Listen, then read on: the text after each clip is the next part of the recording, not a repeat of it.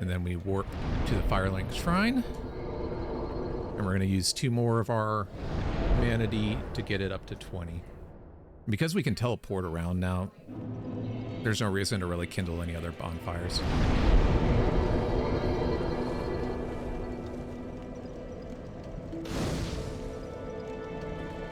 But good. All right.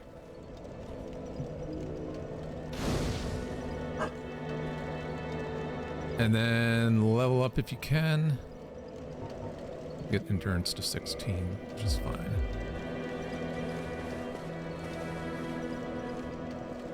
All right. Now we go to the parish.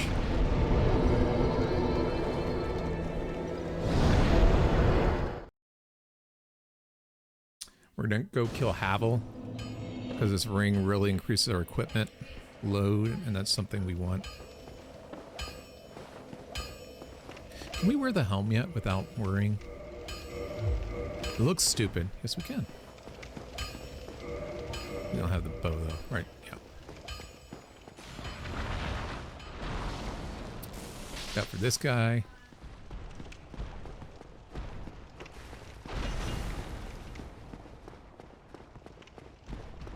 So I was debating when to go get Havel, but I think this is a pretty good place to do it.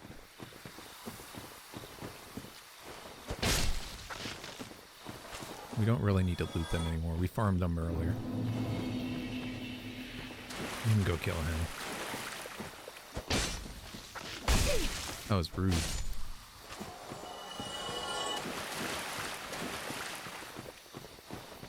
Okay. One thing not to do is not fall off this cliff. The camera will try and make us fall off, though. I can guarantee you that. Did I like the open world aspect of Elden Ring? Yeah, I did. Only bad thing about playing it as much as I have was the open world kind of gets smaller and smaller once you figure out the best routes to go everywhere. But for playing it the first couple times, it's amazing. I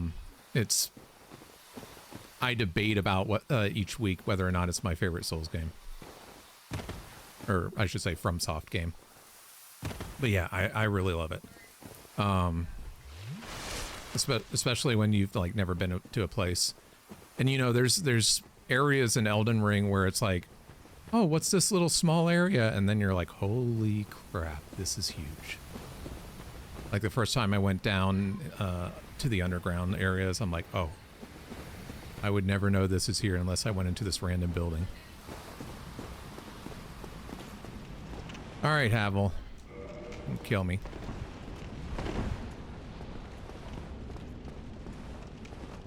Do your swing. I went into that too early. Damn it. Gonna stop that? Hold on.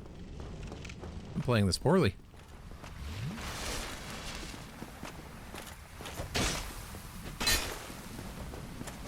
Oh, that's funny.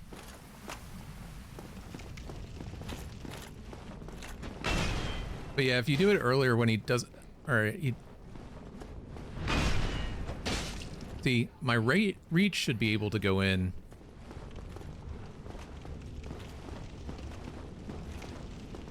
And get him. But yeah, if you do it earlier,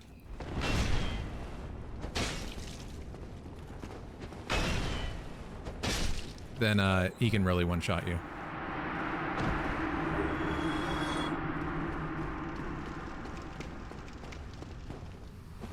But we're good. We may warp back. Not only do I think we can level, but we wasted a good amount of flasks that we didn't need to waste. Not that I'm worried so much that I can't kill Sif with 16 flasks, but it's just like, I don't know.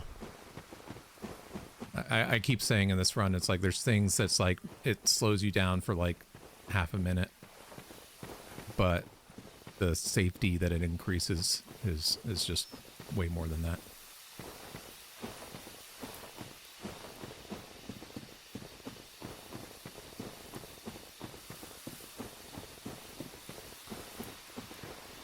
Okay.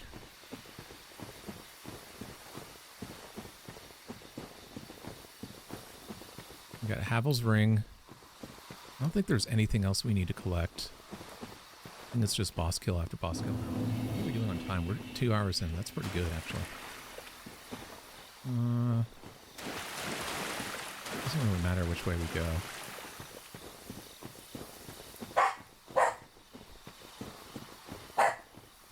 Technically, this is safer. Hey, you.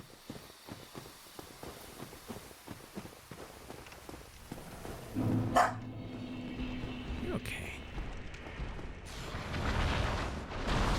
Why am I just standing there? Yeah. So it feels like a different game than like the actual Souls games. I'll give that for sure. Charlie, why are you barking? She needs to be potty.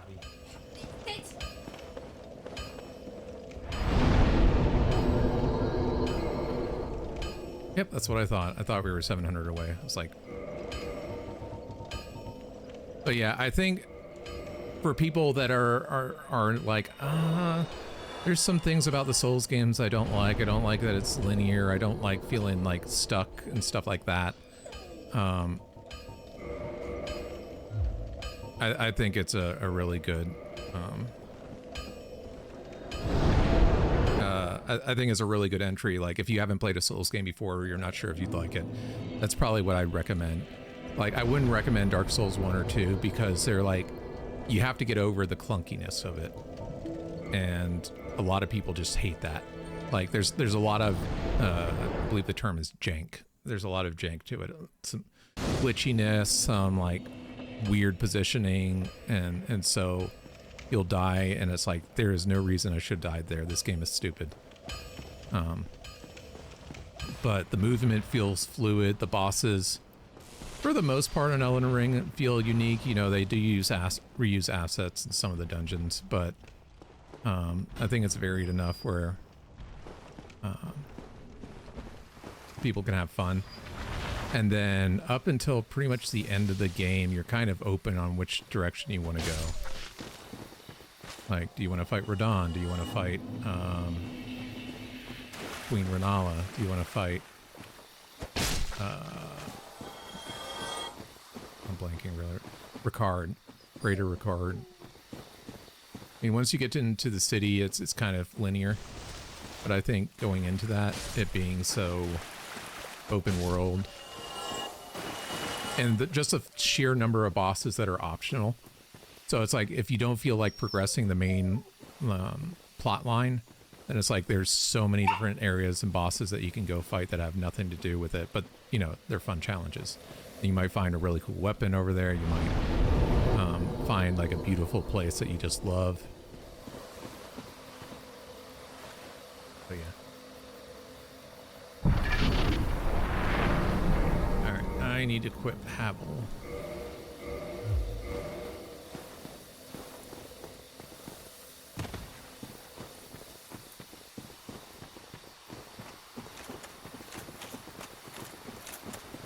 So yeah, I've been really impressed. And the DLC is good too. That's another thing. The DLC is amazing.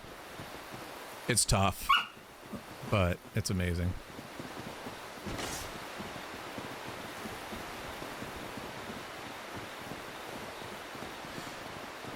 The I will say one benefit of people that start out with Elden Ring is if they come into these older Souls games, the fighting is going to feel very slow. Like, the attacks in these games, the bosses' attacks are slow but deliberate. Whereas, like, there's a lot more finesse and dancing in Elden Ring, especially compared to Dark Souls 1 and 2.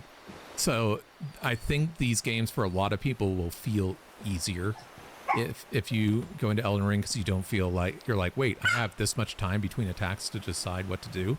How am I not just having to constantly roll and dodge?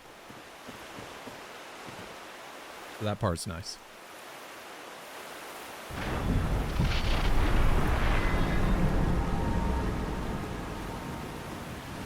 All right. This boss can go from easy to hard, This is another one of those bosses where it's like slow attacks but deliberate attacks, and so like that.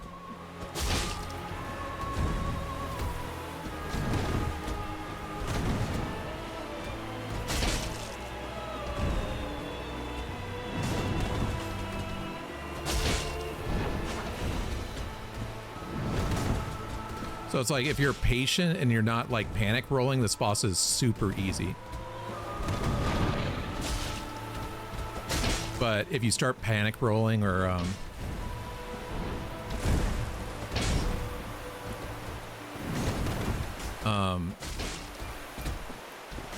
like I guess like the misses are punished really hard on these type of bosses. But if you know the timing, it's just like, it's just very relaxing, very hard to get hit. But I never have one, I will say this, I never have 100% confidence in that. I'm always like, will I just be like, you know what, time to forget everything you learned? Because sometimes that is what happens. Okay.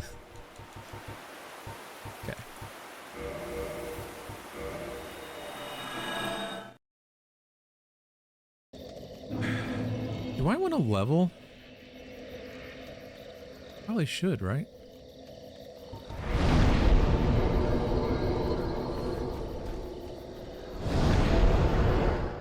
Yeah, that is true too. Like most of the arenas are pretty wide open. Like, you know, one of the hardest bosses in this game is the what is his name? Not the Taurus demon, the other demon. But the reason being, oh, it's gonna drive me insane.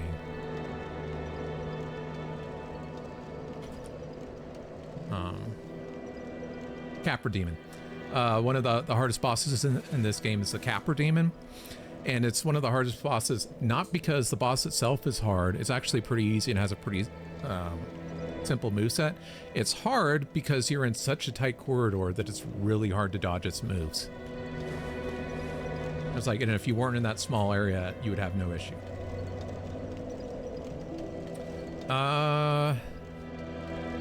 So I'm just wondering, why wouldn't I just... Why not put endurance up to 20?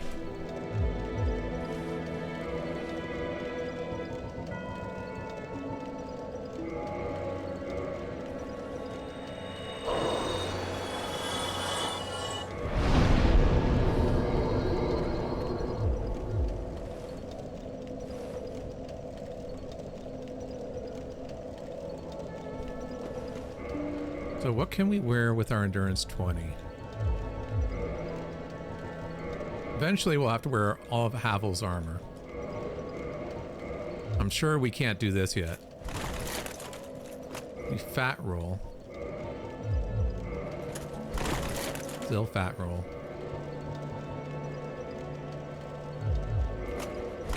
Still fat roll.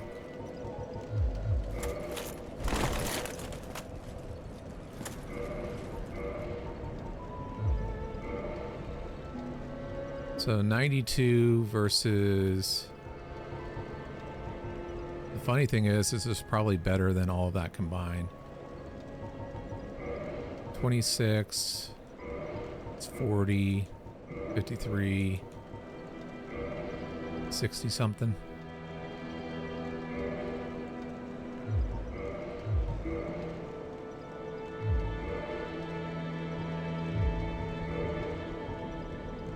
Yeah, so Havel's armor on its own is that's funny that it's better than everything else. All right, let's go kill Nito.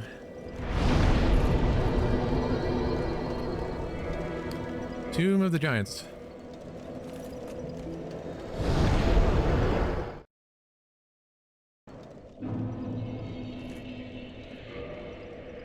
What we do need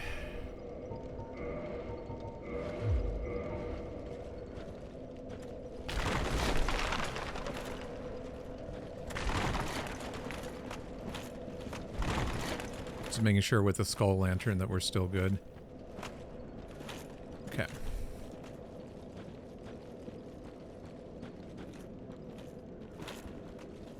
So there's a route that I have learned.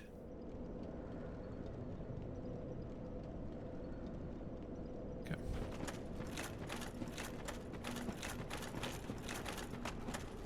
Pretty much memorized it. But still a little bit risky.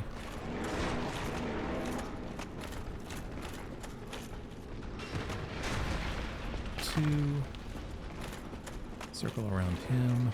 Fall off here. Shine this way. Circle down and around. Fall into this one. All right.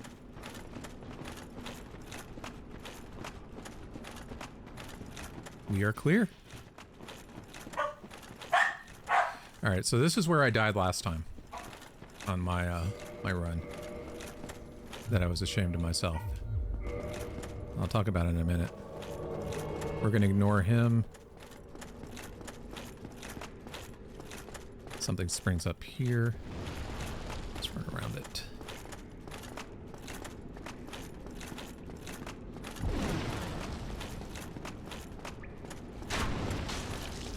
That's fine.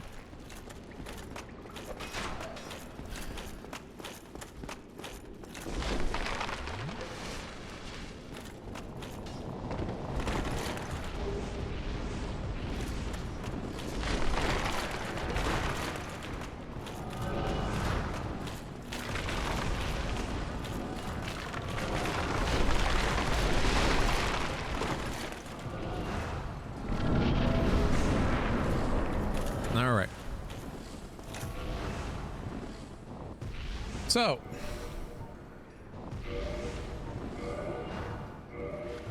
next question. Okay. We start out dual handing this, and this is what screwed me up. So I was single handing it with a shield. We actually need to, oh, I don't even have my shield on right now. We dual hand it with a shield. We attack the 3 skeletons that come after us one at a time. They take 2 hits each, and they should die. What's the best way to get down, though?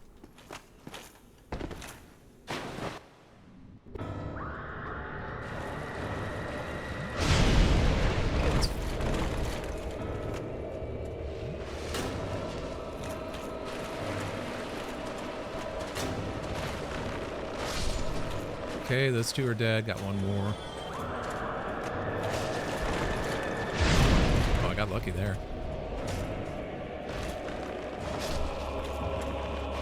Okay. So now we 2-hand this, and we go to town on him. And Toxic, luckily, at this health pool, it doesn't even matter. Why would I do that? I rolled into it. It's not going to kill me, is it?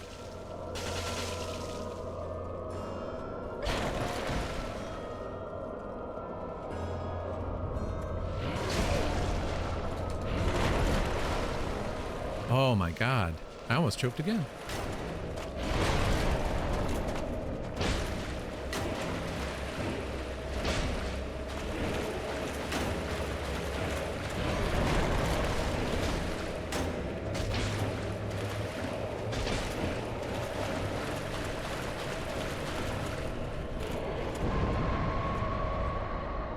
We're all right, though.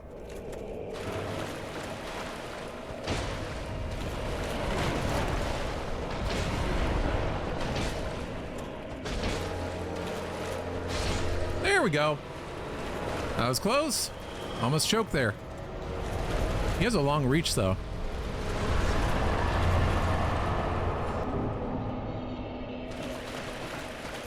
Well, we have made it past.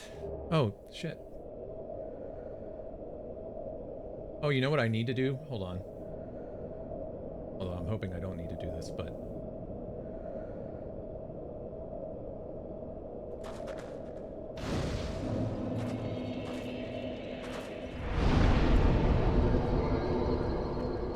Okay, we got him. Go back to the shrine. can't believe I rolled into his grab. Like, I'm like, oh, the grab's fine, the grab's fine. I didn't realize that it lasted so long, though.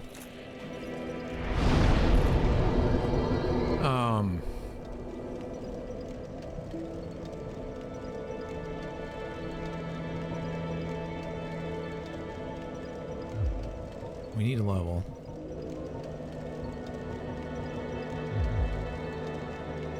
We do endurance to 24. I think we should be fine. Not really worried about vitality.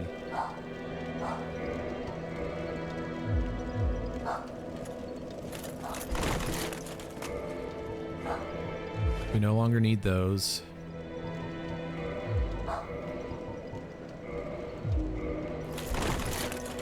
We can wear that. Can't quite wear the gloves yet.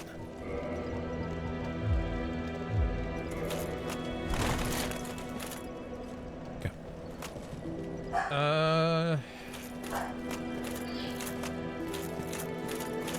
What else we need?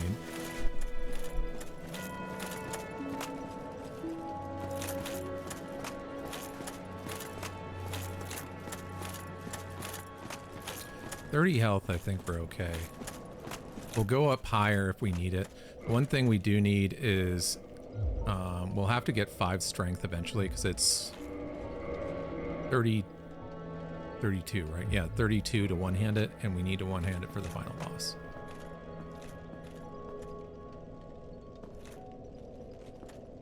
We got to get another 5 levels. The Four Kings. Four Kings, we put everything on, all of Havel's armor, because we don't care about fat rolling, because the cool thing about, and that's, oh, that's fine, cat food. Enjoy Elden Ring. The thing about Four Kings, and I was kind of talking about this earlier, but when you have this much health and you're using Havel's armor and you're using this weapon, fat rolling is not a big deal as long as you can fat roll, because what you basically do with Four Kings is you soak every attack that they do. And it's just with your flask being a +3, having 20 of them, so on and so forth. It's there's 0 risk because you just kill them before you run out of flasks. It's a boss that once I figured out how to do it correctly, I was like, oh my god, this is 10 times easier. Hold on, I need to put on the curse.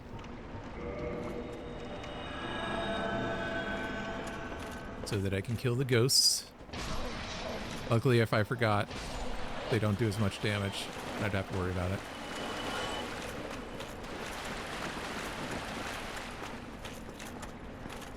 I'm hoping one of them drops the curse too, so I can just re-put it on, just in case this falls off.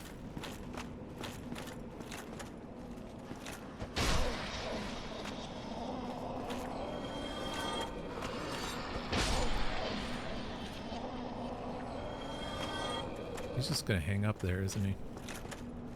Yeah, I should say.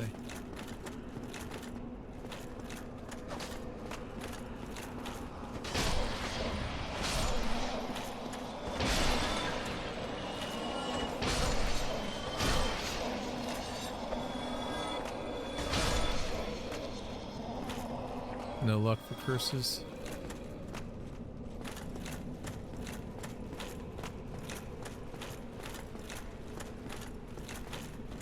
Is this a curse?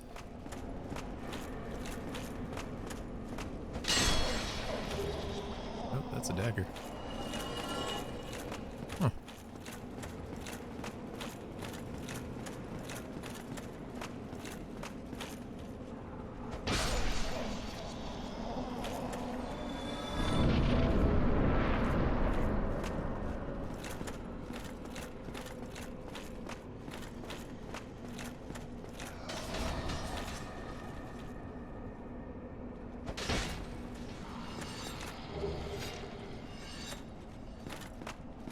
Come on down.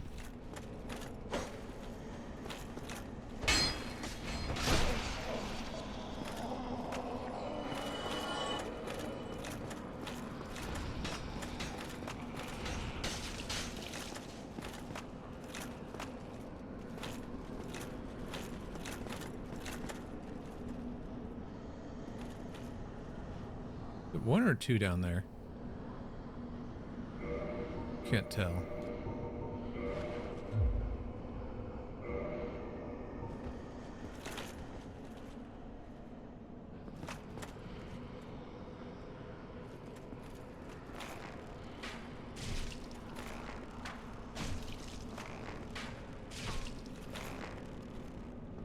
We're killing them. No. Oh my god, what are you doing? There we go. I thought he was about to attack off. I was like, don't you dare.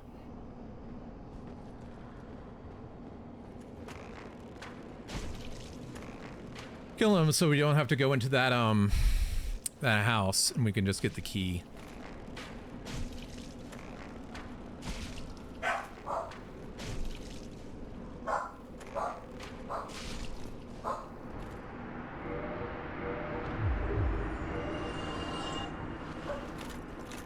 Good.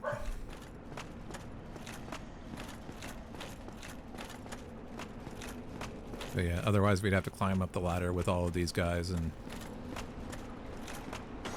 be somewhat risky.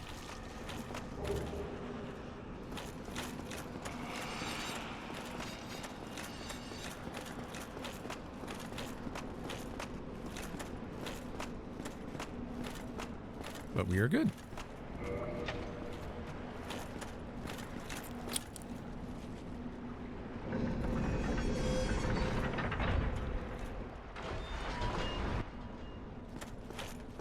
Time for a shortcut. One that I learned about from watching other people. You roll down here.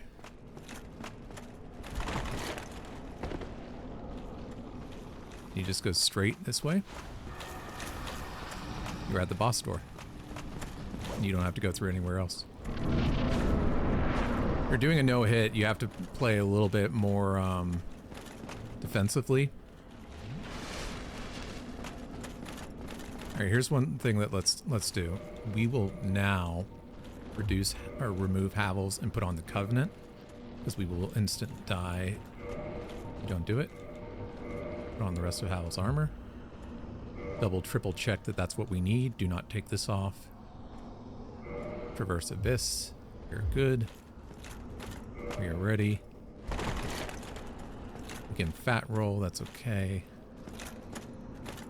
And we're just going to run down to the bottom just because. That's the only way you really die here, is if you forget to put on that ring.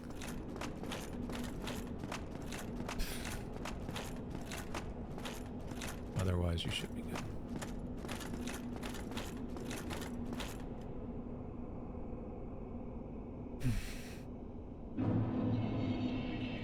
All right, here we go. Spin around, looking for the first boss. There it is. Run straight towards it. Hopefully it sprints straight towards you like that. I had an attempt where, I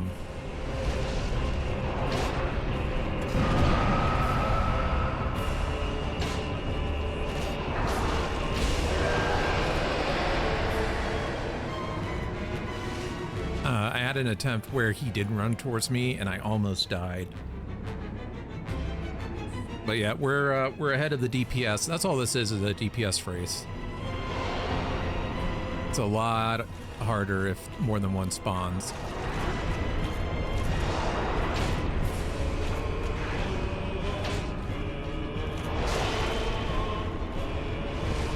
We're not gonna... Fine if we get grabbed, it shouldn't kill us.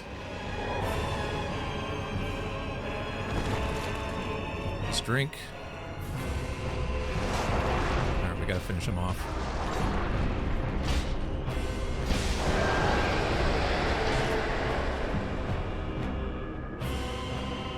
Next one's gonna spawn soon. There it is. Bro, come here.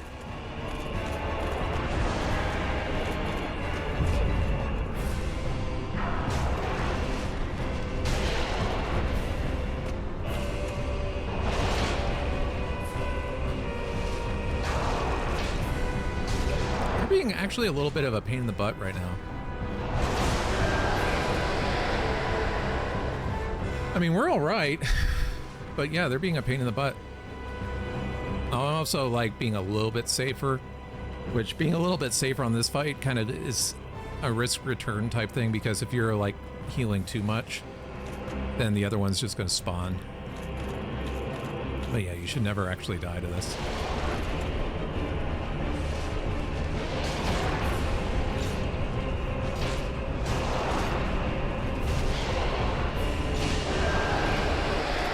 Got him.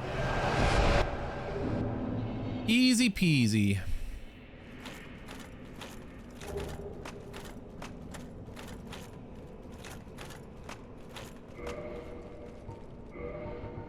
Now we can remove.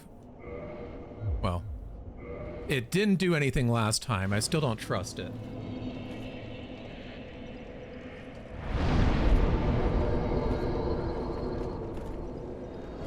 Back to the Firelink Shrine.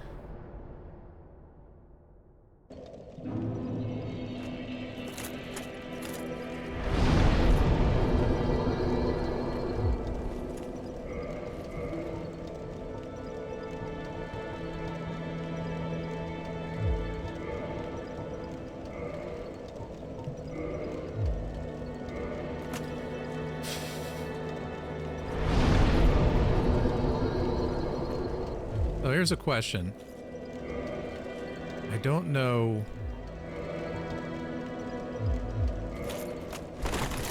I fought the last boss without my helmet. The only thing that was a problem was he knocked me down when I whiffed the first time. If I level up endurance to 25, are we good?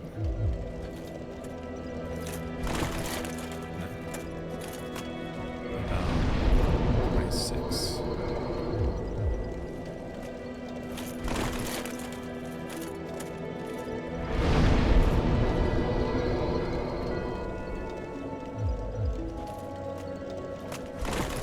Okay, so it's 27 endurance.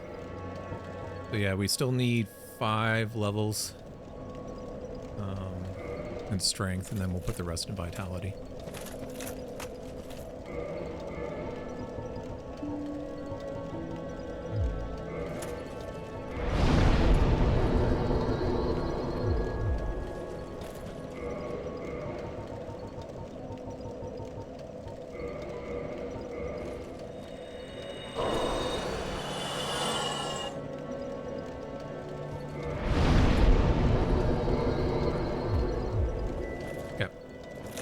All right, to Anne.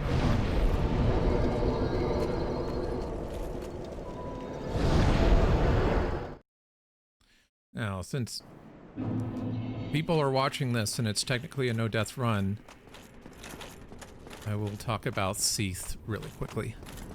There is a scripted death in Seath. You will see some people argue whether or not that counts as a death or not. There are scripted deaths in about 3 or 4 Soulsborne games, and there's nothing you can do about it. Because they're scripted and they're not due to just a failure and dying. If you talk to the best of the best, Team Hitless, which is basically a group of people that kind of bonded together and have no hit, not just no death like I do, but no hit the games. They basically agree that if it's a scripted death, then it doesn't count against you.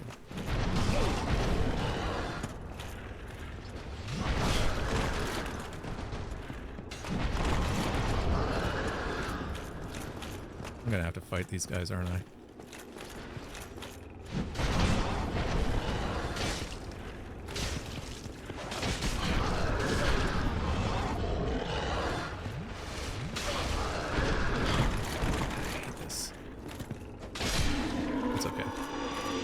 Alright. We'll fight them. And then we'll warp back to the Firelink. And then warp back again.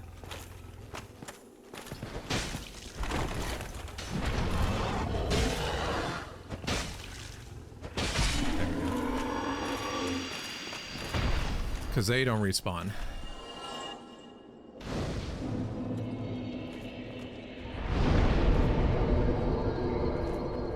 Rather do that. Like I said, do that, get my 20 back. We're doing okay.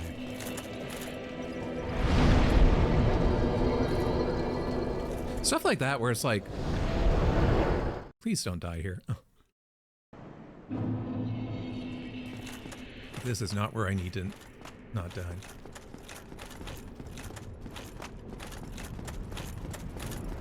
But that's why we have our health so high.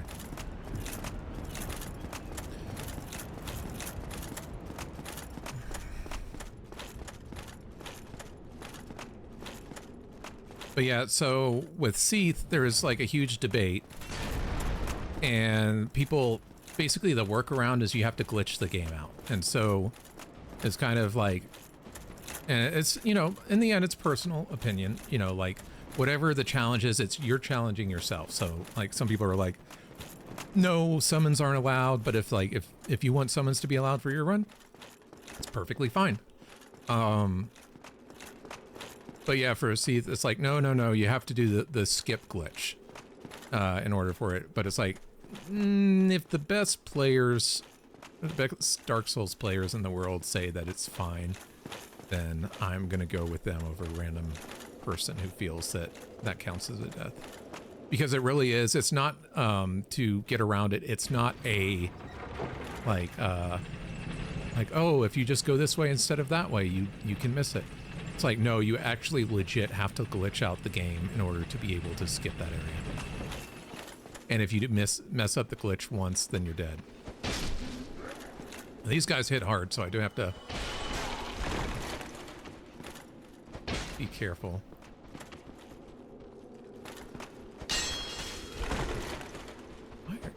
There we go.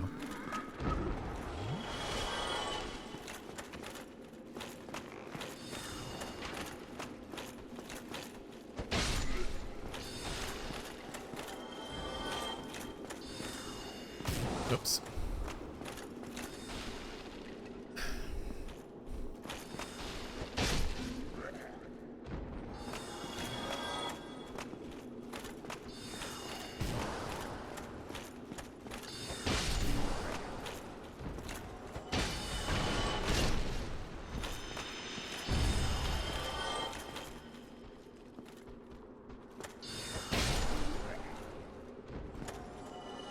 Okay.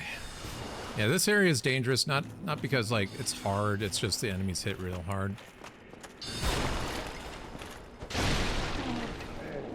Luckily they can be one shot. I'm gonna let this guy come around.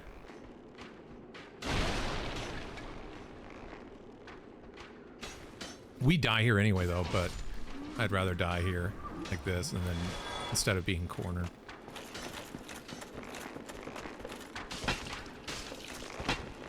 How am I not?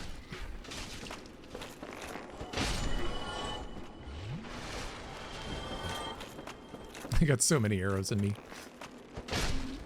Look like a pincushion.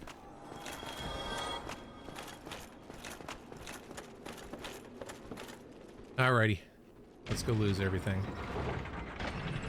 But yeah, basically what you have to do is you have to glitch it where you're kind of on this railing and you roll off there.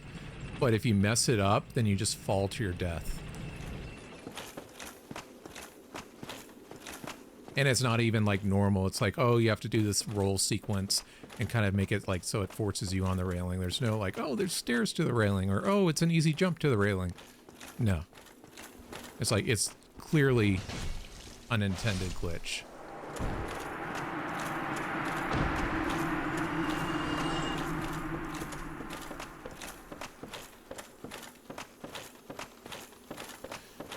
Now that being said, go away.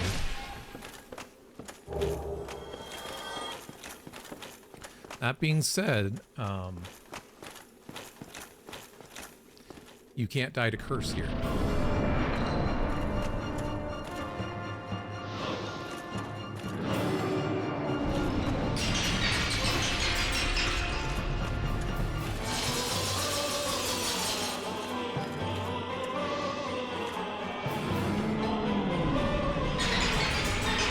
yeah. You do have to die here, but you see down there at the bottom that little curse meter. You can't let that kill you.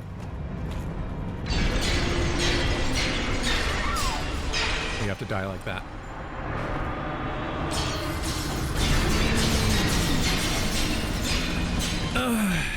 But it's scripted, so nothing you can do, as you'll see, will appear in a different area. Because once again, it's scripted.